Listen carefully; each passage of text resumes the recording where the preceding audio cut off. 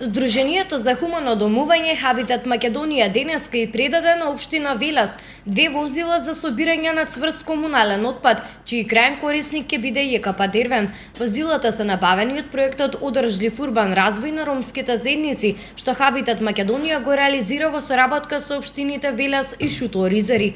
Тие ќе бидат наменети за собирање на отпадот од местата каде што живее ромското население. Примопредавањето на возилата беше извршено на филтер станицата на јавното предпријатие од страна на директорот на Хабитат Македонија Зоран Костов. Се работи за одржлив урбан развој на најмаргинализираните заедници во Македонија.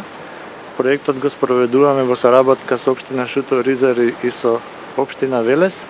И проектот има неколку компоненти. Споменав ова примопредавање денес на овие возила за одвоз на смет е само една фаза од спроведувањето на проектот. Целта на овој проект е да го подобри квалитетот на живење на ромските заедници во општините, како едни од најмаргинализираните категории граѓани.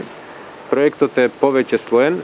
Денеска сме тука да формално означиме крај на еден дел од проектот и да ги предадеме овие 2 возила на јавното комунално предпријатие Дервен. Генерално со реализирање на овој проект ќе подобриме квалитетот на живот во овие населени места каде што се недостапни за нашите возила, тесните улици и сокаци.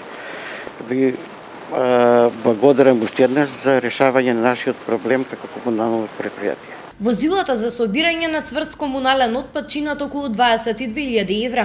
Надлежните известуваат дека ќе следат и други активности како дел од проектот, како што се едукација на ромско население, набавка на пластични канти, како и реконструкција на домови на семејства од маргинализираните категории.